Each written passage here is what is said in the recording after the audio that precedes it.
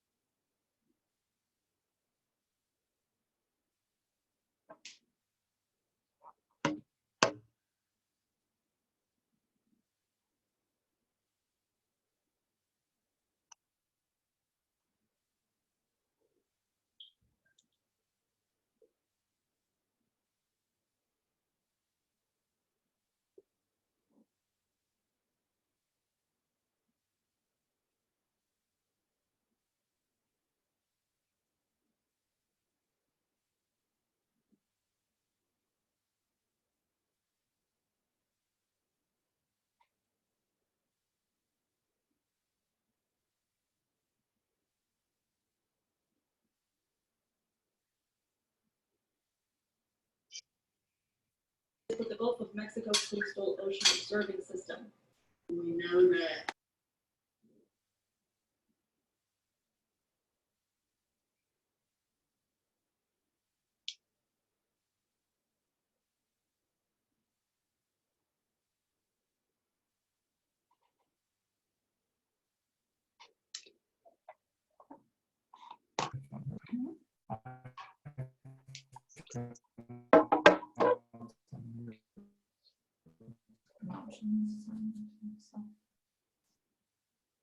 Sorry. Thank you. Sorry, guys. Okay. So again, I guess, let me just say again that we're doing the Amida. We've already reviewed the 3 brachot that start the Amida, the Avot, Gvurot, and Kodashat Hashem. And the last 3 sections, Avoda, Hoda'ah, and Shalom, which are the last sections. And as I said, we are also last week, we looked at how we daven using our body, the kavana, we daven in plural, in the language we understand. We need to understand the Hebrew meanings, because obviously sometimes the shoresh of the Hebrew word isn't exactly give us the same meanings as the English word does. We also need to understand connections of the words to other parts in the davening, to other parts in the Tanakh, and other parts actually in commentaries and stuff like that. We also need to understand sometimes the creation of our tefillot. I also want to thank a couple of people, thank God for last week, who actually contributed by adding some information for me. So I want to share with you by sending me emails. Again, my email is sshur@hotmail.com. If you want to, you can go online to the Shul website and you can find all that contact information. I posted it last week.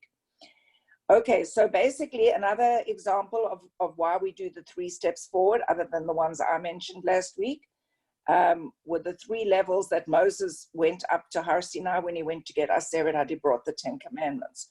So we also, that's another reason we take the 3 levels as we approach Hashem when we do the Amida. Another person mentioned also that when we are davening, we can find connections in the prayers.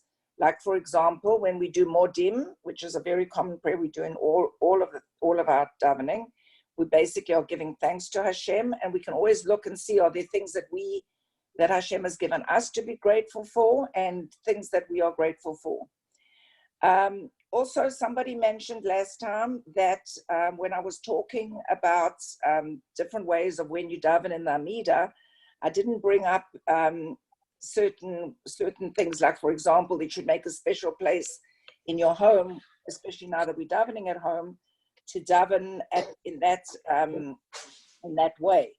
So basically what we say is that we should do the following things, as Rambam says very clearly actually in his Hilchot Tefillah. A person who prays must be careful to attend to 8 matters. If he's pressured, it's not a real transgression, but he should still try to attend to them. These are, number 1, the standing when he says the Amida, facing the temple, the preparation of your body, as we said last time, it's getting the body involved, your proper clothing, which is important as well, and a proper place.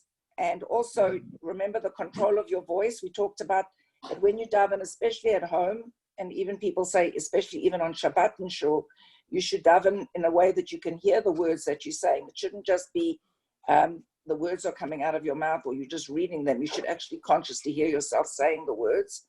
Obviously, the bowing and the prostrations that we do during the Baruch Atah Hashem and the Modim also are part of what we should try to be doing. All right, another person asked me if I would be able to have my outlines available before. What makes that a little hard for me is often I'm the ultimate teacher because I used to be a teacher. I'm always changing things very last minute. So even this morning, there were certain things that I've added to today's class. So if I would post it before, I'm not so sure you'd get all the details, but I'm going to try and be, in future, because I have to contact the office to do the uploading. I can't do it myself. So again, I'm going to try and get that done, but definitely for sure, I know Andrea will do it straight after we finish class. The other thing people have asked for is for me to post video recording. Hopefully I'm going to be able to do that too. So that, again, I'll ask Andrea to put that up for you.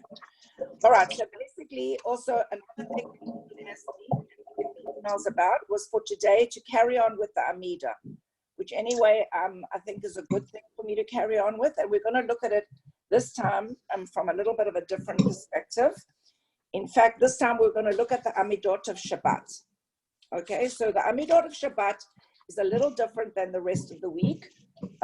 Hopefully, if anybody wants to chime in, you know that the Amidot of Shabbat basically have the 6, as we said, key brachot that we've already had, plus another 13 brachot. So the Amidah of the week has a total of 19. But the Amidah of Shabbat only has 7.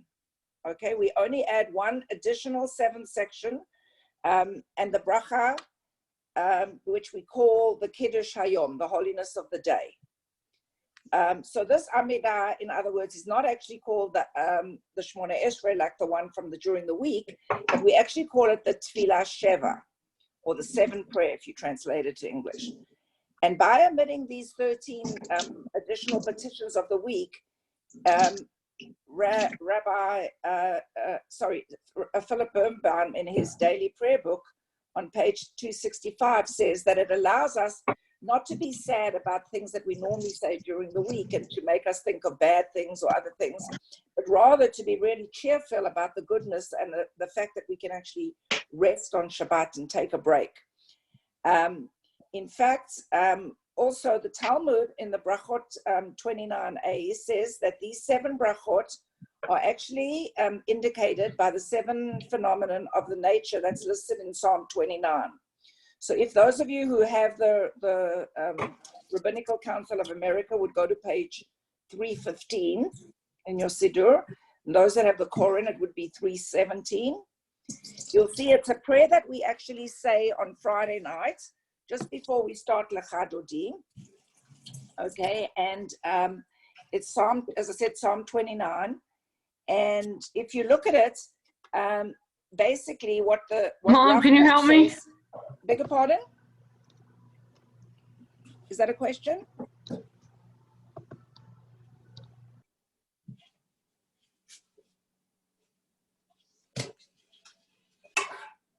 Okay, I don't know where that interference is coming from. Somebody want to mute their speaker? I haven't got everybody on mute, but I prefer not to do that because then I can get responses from you.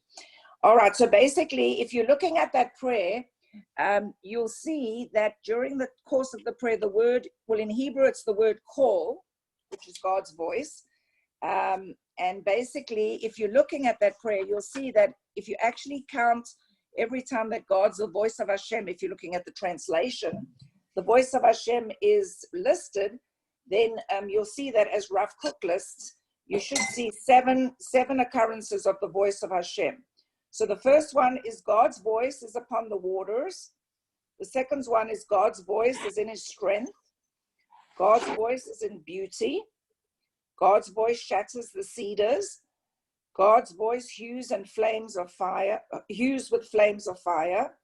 God's voice makes the desert tremble, and God's voice also frightens the deers and strips the forest bare.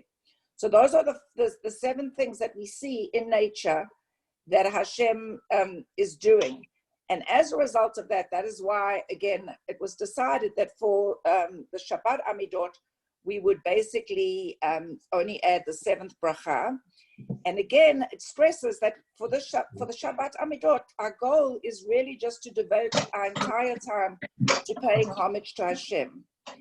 And that's why there's some commentaries that say that you can add personal prayers.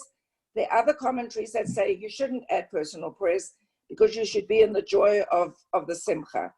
I guess at this time, for sure, it's definitely an opportunity for us to add personal prayers. I mean, I've definitely spoken to Rabbi Yaska about this, and he feels that it is definitely for us at this time when we are doing Shabbat Tefillot, even especially because we're alone and not with the Kehila, that there's no reason for us not to be adding special prayers.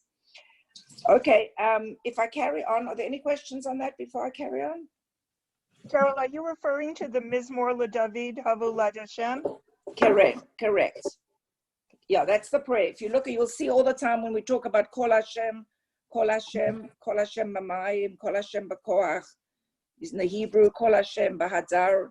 Those are the ones I was talking about, you know, the voice of God in the waters and strength and beauty, all of that, if you look at the translation. Those are the seven ways we see Hashem in nature, that actually, and we hear his voice because we see Hashem in nature, and we actually, because of that, that's why they chose the 7th, to have 7 brachot for the Amidah on Shabbat, all the Amidot on Shabbat, actually. All of them were. Do you know why we recite this particular Kapitel Tehillim when we return the Sefer Torah? We do not say this one when we return the Sefer Torah. We say that one again. It's said again in the, I'm trying to think. Okay, it's a little off the topic, but I'm just trying to think. It's in that you say it then on Friday night, and you say it again on Saturday morning. I'm just trying to think when, but it's not when you return the Sefer Torah. Oh yes, it is when you say the Sefer Torah, right? Okay, I don't know the answer to that yet, Robin. I will check on it for when we discuss that area. Okay, thank you. Thank you. Yeah, that's the song that it's the song that we sing when we're returning the thing, like sort of in unison together. Right, I remember now. Okay, that's it.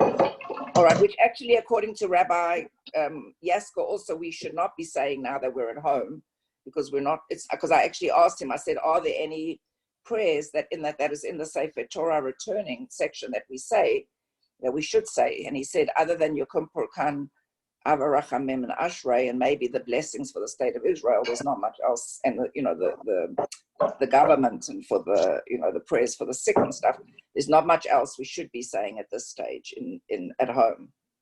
Okay, but that again, as I said, but thanks for the question. Okay, good. All right, so now if you carry on, I'm going to be talking about the 4 Amidot that we are going to do on Shabbat, which first of all, obviously, is Shabbat Ma'ariv, which we do Friday night. And then we have Shabbat Shacharit, which obviously is in the morning, and then Shabbat Musaf, which is after the Shacharit, but before a certain time. And then we have Shabbat Mincha, so the 4 services on Shabbat. So Rav Mank, in his book, again, the one that I use, as I told you, as I always use as a reference, called The World of Prayer, he basically says that the 4 Amidot actually serves for us to focus on different things in davening. So when you're doing the davening, you will notice that the actual Amidah has a different focus. So the first one, the Ma'ariv on Shabbat, actually focuses on the memorial of creation, remembering creation. In other words, what he says is focusing on the past, focusing on creation. And when we go through later on each of those prayers, you'll see how we actually, in the prayers that we add, that's what we're talking about. We're talking about the creation and how Shabbat was the day Hashem rested and things like that. In Shacharit, we are basically talking about the fact that Hashem gave us the Shabbat in the Torah. So we're actually talking about the revelation of which is the present, because even though it was the revelation at the time of Har Sinai, today it's still the revelation of Hashem. Every time we have Shabbat, Hashem giving us the Shabbat and the Torah to practice in today is our present. Similarly, the Musaf, where we talk about the joy, if we do keep Shabbat and stuff like that, is also about the present and again about the divine revelation. Whereas Mincha in the afternoon, if you look at Mincha in the afternoon, it focuses more on redemption, which is the future of what will be one day when Hashem will redeem us and hopefully the Mashiach will come and things will be peaceful, and then we actually focus on that in the Mincha Amida. Okay, so those are the three things. The past we do at Ma'ariv, Shacharit and Musaf are we doing the present, the revelation, and Mincha we're looking to redemption. Again, we'll focus on the fact that the Shacharit and the Musaf focus a little bit differently. The Shacharit, we talk about the actual giving and the receiving of the Torah and the Shabbat, whereas in the Musaf, we talk about the joy of actually keeping and observing the Shabbat. Okay, the threefold focusing of the creation, the revelation, and the redemption in our Shabbat Amidot, Rabbi Mank says, creates the following custom in the parts that we added in the 7th section. So what happens if you actually look in the last part before we say the bracha Mekadesh Shabbat? It says there's a line in again. Again, if you want to look at it, you can go to page 340 in the Ma'ariv of Shabbat. And if you look, you will see just before it says Vayanuchu ba. And if you look in the English, unfortunately, it doesn't give you the understanding that it will give you in the Hebrew. But in the English, in the Hebrew, it says Vayanuchu ba. So Vayanuchu ba is referred to in the feminine, okay? Because it's telling you that in the evening service, we think of ourselves, we think of the Shabbat as a bride, something that's just been given to us by Hashem as the Kala. And in fact, that's what we say in Lechat Odi. We say boy Kala.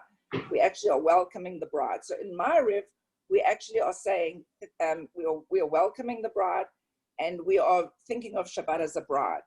When we come to the Shacharit and Amida and the Musaf, we actually say the Yanuchu bo, which means we're actually using the masculine, not the feminine anymore. And the reason is because at this stage we're thinking of Bnei Israel, us, as accepting the Kala, the bride, as our husband, as our wife, and we're the husband taking care of the Shabbat. And that's what we're doing, as I said again, in the present, by observing the Shabbat and keeping the Shabbat. And then, furthermore, in the Saturday afternoon service, we actually say Vayanuchu bam, which means we're now using the plural.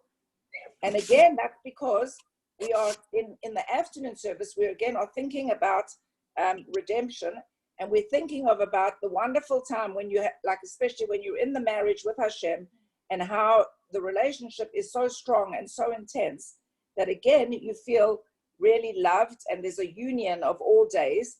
And also we think of the day one day when the Mashiach will come, and there will be Shabbat all the time, basically, that there won't be weekdays and things like that. It'll always be Shabbat, or as they say in Hebrew, Shekulo Shabbat, that everything will be Shabbat. And that the greatness we feel on Shabbat will be on every day in Shabbat. Okay, is everyone okay with that? Okay, so I'm going to share with you some content again, which, as I said, will be available online. I'm sorry I didn't get again to put it up earlier, but here it is. I'm going to share it with you. Oh, it's not letting me do that. It says I'm not the host. Okay. I guess I'll have to figure that out before next time. All right. So basically, I guess I can hold it up for you. So when you look at the service again, you can see, I know this is probably hard to see because unless you've got your screen maximized, You can see again that the Amidot actually are divided into very similar ideas. Okay, so the Shabbat Ma'ariv, Shabbat Shacharit, Shabbat Musaf, and the Shabbat Mincha all have, first of all, a part that is very distinct, and they all end with a part that is exactly the same. If you look, the Elokeinu v'Elokei Avotenu is the same at the end. It's in all of them have that part in it. So again, you'll see that actually in the Shabbat Ma'ariv, you actually have 3 parts that are added to the Ma'ariv service, as that within the Shabbat, within the bracha for the Hayom. Whereas in the Shacharit and the Musaf, you see we actually have 4 parts added, which we'll discuss. And then in the Mincha service, you actually only have 2 parts added, again talking about the redemption. So it's very important that we start to understand why each of these parts are added and what they mean to us. So today I'm going to begin, and I don't think I'm going to get past this for today, so therefore my goal obviously is to carry on next week. I'm going to start with the Shabbat of Ma'ariv. So if you do the Shabbat of Ma'ariv, again, you can turn please to page 341 if you're in the art scroll, and you can turn to 349 if you're in the Koran. So if you could do that, that would be good. 349 in the art scroll, or 341 in the art scroll. Sorry, that actually should be 340 because the Hebrew is 340, and in the Koran it is 349. Okay, so you'll see the very first pasuk, which I would love somebody to read, although I see all of you seem to be muted. Is there anybody? Jewel, you look like you're not muted. Would you like to read? Anybody like to unmute themselves and read? No? Okay, I guess I'll do it then. Okay, so basically, if you look at the Atah Kidashta, in English, it says, "You have sanctified the 7th day for your name's sake. The conclusion of the creation of heaven and earth, of all the days you bless, it is of all the seasons you sanctified it, and so it is written in your Torah." So again, as I said, Ma'ariv is going to focus on creation. And because it's going to focus on creation, the Atah Kidashta serves to recall as an introduction to the Shabbat, the creation. So that is where it actually introduces the idea that Hashem dedicated this day. And the word Kidashta is the key word, again, that we use when we are getting our betrothal to the bride. So again, the connection of that word, that Atah Kidashta, comes from the fact that Hashem has again brought this bride to us, this Shabbat that is our bride. And again, that's what's important. Now, if you actually look at the Hebrew, for those of you who can follow the Hebrew, I'm gonna read it again. It's Atah Kidashta et Yom Hashvi l'Shimcha, which translates again as it says, "You sanctified the 7th day for your name." The very next word, which says Tachlit, which means the conclusion or the finish, okay, the end. So it translates to basically the conclusion of the creation. But also for our purposes, as it says in the Rabbinical Council Siddur, we can also see this as the purpose of Shabbat, that it's also the conclusion of our week, and that this can give us now a spiritual taste for the week. So when Shabbat comes, it's the conclusion of our week of daily whatever we do, and when it comes, we are now going to have a spiritual bliss for the time of Shabbat. So that's where what Tachlit can also mean. All right, the next verse, Vayechulu. Again, nobody wants to read. I really would love to have you guys more involved. Okay, I'll read for you. Okay. Could you please use Jules' iPad, because we keep being interrupted and it's hard to hear you sometimes because there's a lot. Could I, what do you say? Jules' iPad, it's the only one that's not muted, and there's a lot of extraneous noise coming that we can't always hear you.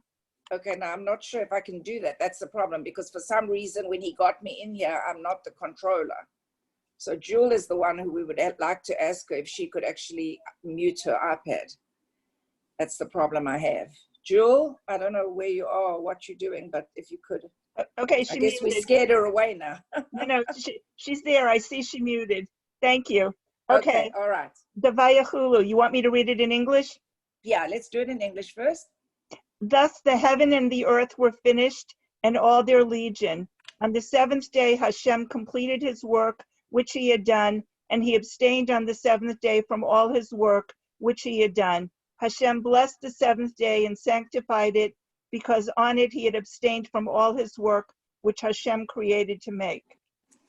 Okay, so now hopefully we all know or sort of recognize that prayer actually comes from Bereshit, when we actually read the creation. Okay, it talks about that at the end of the creation. So Rabbi Sachs actually says if you count the words, the Hebrew words, okay, so again, let's not look at the English, but count the Hebrew words. As I said, it's important always to look at the Hebrew words. If you count the Hebrew words, you'll see that the words are actually exactly 35 Hebrew words. In other words, if you want to focus on, again, the important part, which is the word, the 7, you'll see that that's 5 times 7. And actually, it's also the same amount in the entire story of the creation in Bereshit is also constructed around the 7s. Okay, so if you look at if you would go to the Chumash and look at Bereshit from Genesis, starting from 1:1, going up to the end 2:3, which would be where the Vayachulu is, and you actually would read it, you would see that it's also constructed in multiples of 7. Okay, so basically you also will see that there's 7 times that Hashem uses the word tov, or good as we say in Hebrew, because Hashem saw that it was good for each day. 7 times we saw that. You'll see that Hashem's name actually is also mentioned 35 times in the entire creation of Bereshit. Again, the 5 times 7. You will see that the earth is actually mentioned 21 times. That's the Aretz, okay, was mentioned 21 times. And actually, if you look at the first verse where Hashem bara, the first verse in Genesis, you'll see that there are 7 words in total. You'll see in the second verse that there are 14 words in total, again, 2 times 7. And finally, if you actually had to count the entire text that is giving the words of creation, you will see that the words are 469, which again, if you do the math, is 7 times 67. So the words, again, in the 7th day, culmination, even in the last deed, that you should always think of this day, that 7, the 7th day, is the culmination, and it should be your first thought when you get to Shabbat, that it's really, the 7th day is just the most important thing of our whole week and of our whole life, and everything that a Jew should strive for. Okay, so any questions on that one? All right. The next thing is let's look at the Vayachulu again a little bit in Hebrew. Again, Vayachulu says they finished, okay? Because again, for those of you who know a little Hebrew, when it's Vayachulu, that means that they finished. So again, why are they saying they finished? Because if it's Hashem who finished, so there are lots of explanations, but the one that I'd like to use again is one that they use in basically in the Rabbinical Council of America Siddur, and my book, and Rabbi Monk also likes to use it. He basically explains that the plural is used because it's no good if Hashem actually created the world if we didn't actually join in the creation by believing that he created it and accepting that he was the creator. So it's our partnership together that is necessary to do, to accept that the creation actually happened.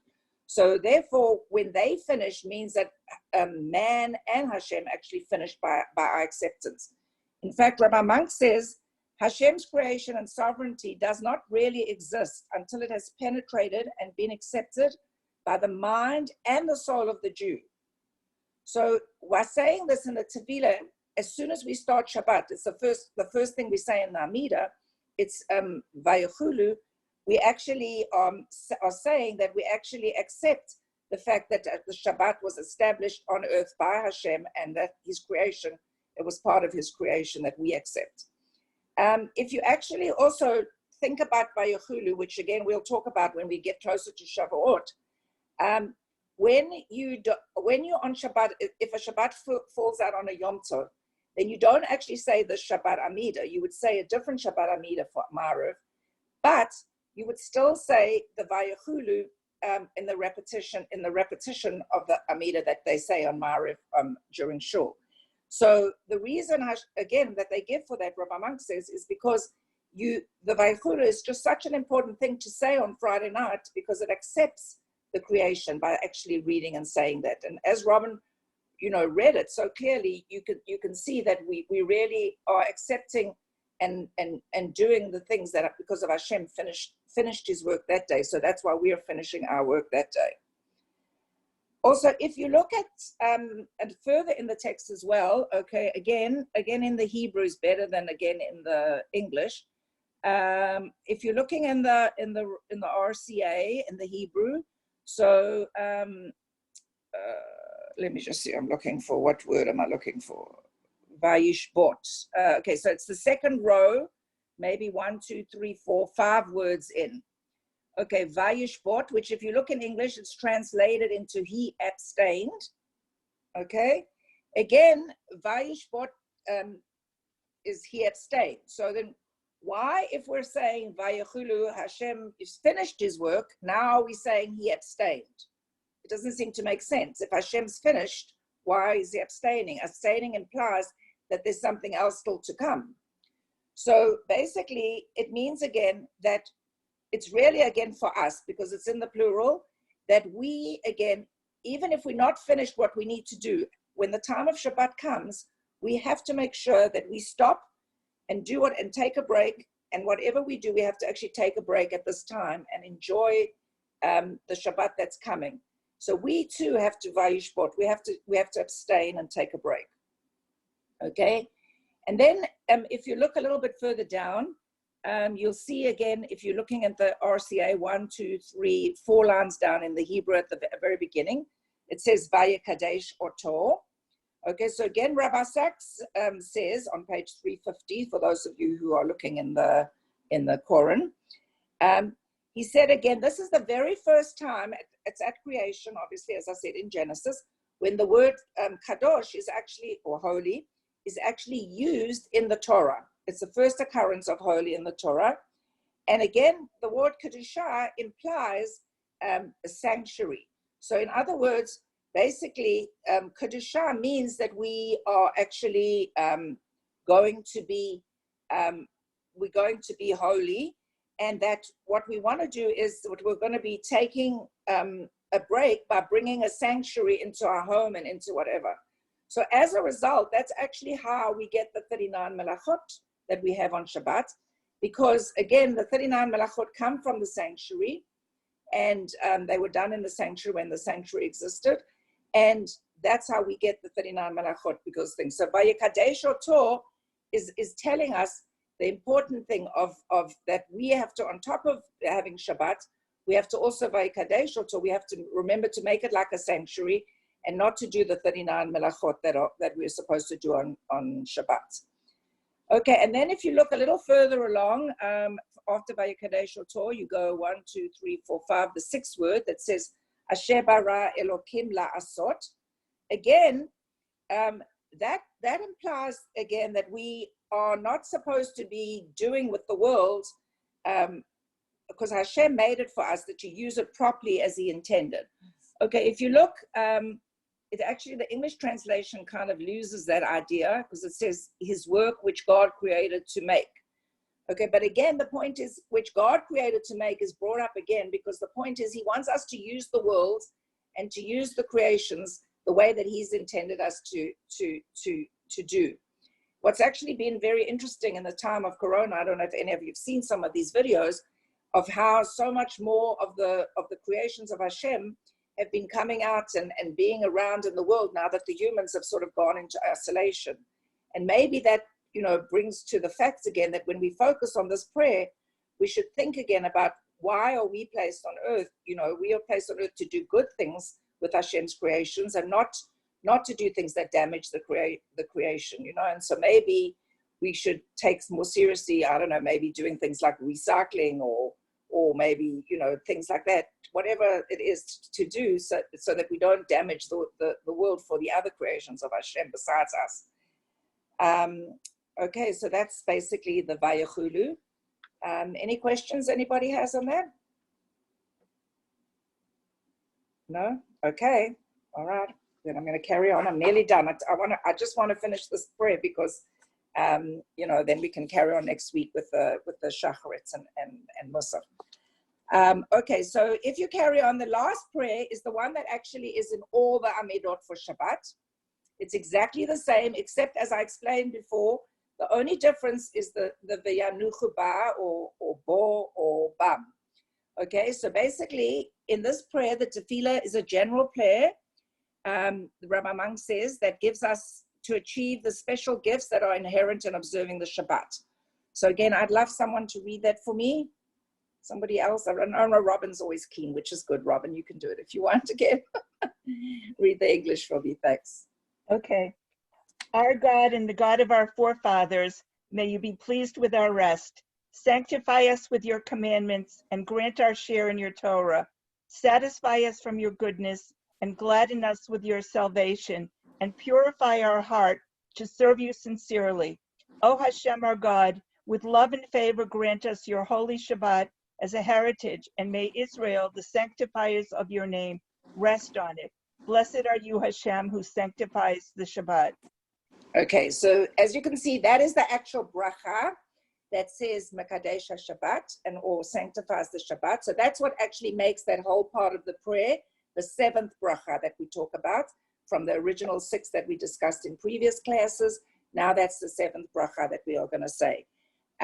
Again, as I said, the very important thing to focus on is that we're talking there about the spiritual gifts that are inherent in observing Shabbat. So you see, basically, we thank our God for giving us the commandment to allow us to rest, to grant us to share in his Torah, to get the goodness and the gladness from salvation. All those words that Robin read so beautifully. If you look, again, let's look at the first words, Elokeinu v'Elokei Avotenu. I hope everybody's okay with me saying it like that, because we're not actually doing tefillah, so I'm not saying Hashem's name correctly, but Elokeinu v'Elokei Avotenu. You look at the third words, which go Ritzei b'Mnuchatenu, which again say, be pleased with our rest. Again, we ask Hashem not to be displeased with our rest as well at the same time, because generally, often what we tend to do on Shabbat is because of our human frailty, we tend to concentrate more on resting and having good food and entertaining and being with people. I'm not so sure we do that so much now, but anyway, rather than maybe doing spiritual growth, going for a shiur or something, although a lot of us do go to shul to listen to the rabbi's talk, which at least is one, his talk is at least one Dvar Torah we all get in the day. Some of us that go more often will get other Divrei Torah. Some of us go to shiurim at different places, some some in our buildings, some people go to the shul's shiurim. Again, these are all things that we do to try and help us do spiritual growth. But if we don't do that, we're actually asking Hashem also to still be pleased with the fact that we're actually resting on Shabbat, and even if it is only by, taking the day off and taking a break and eating food and saying our blessings and benching and all these kind of things. Okay, if you look further on, again, you will see the Kadeshenu b'mitzvotecha. Let me see, where's that? That's the next 2 words, Kadeshenu b'mitzvotecha.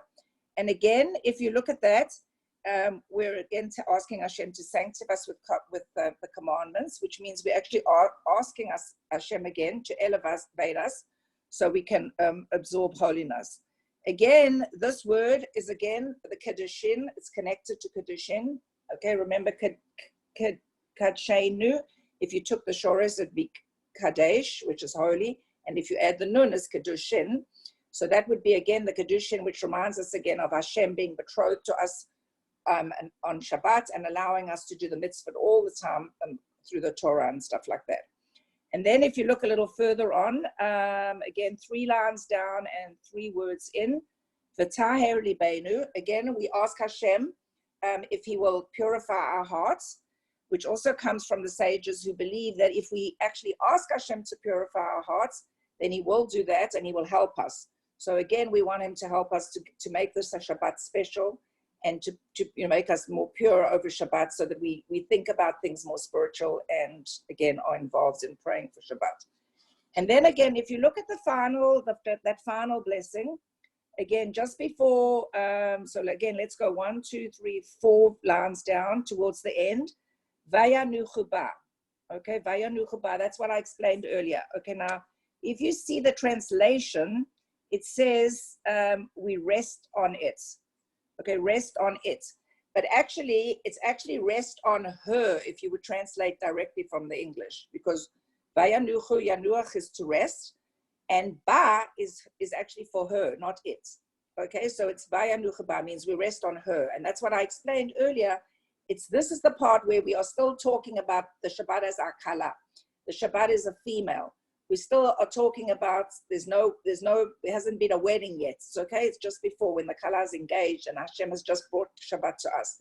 And so as a result, what we are doing basically is we are actually sanctifying it, we are resting on her. And the final thing, the bracha, which says, Baruch atah Hashem, Mekadesh HaShabbat, again, will be my final thing for today, is telling us that Hashem actually is the person who has Makadesh HaShabbat. It's very important because if for anybody who knows anything about when we daven on the Chagim, which we'll talk about again as we get close to Shavuot, when we daven on the Chagim, then we add in the word Vahazmin. Sorry, I'm saying it wrong. Makadesh HaShabbat Vahazmanim. Okay, we add in the Hazmanim. But when we talk about the Hazmanim, you'll see that the festivals, actually, we have some say in the festivals as well. It's not just Hashem. But when it comes to HaShabbat, it's very specific that Hashem is the person who has made this the holy for us, and there is no choice on when we can keep this. It's very important because we don't want to think that we can just keep Shabbat any day of rest, any day that we like. We cannot keep Shabbat and have a day of rest because randomly we choose, oh, well, maybe Monday I'll do it instead of Saturday this week. It has to always be on the same day every year because Hashem is the person who has done that. Okay, so basically that's all I can get through for today. I know it's been a little longer. Again, as I said, I'm going to get her to publish for you the pages and references. So next week you will have definitely the reference pages.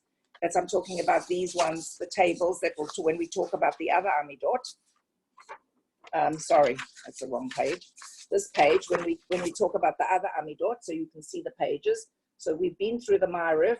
We'll try to get through next week, hopefully, the Shachrit, the Musaf, and the Mincha. And then after that, the next week, hopefully, to do Shavuot, because that's approaching pretty fast, and we need to look into that as well. So again, thank you all for joining. I really appreciate you coming and, lasting and staying the whole time. Again, please feel free to add anything if you want to at this time. If you want to text me anything or email me anything, remember, again, on the second class, you have my information. And I really want it to be an active class that you're getting what you need from this class, as well as me presenting what I think is important. So again, have a great day, everyone, and thanks for joining me. Bye. Bye. Thank you. Thank you. Bye. You're welcome. You're welcome. You're welcome. Thank you. Bye. Bye. You're welcome. Thank you. Appreciate it. Bye. Bye. Bye. Bye.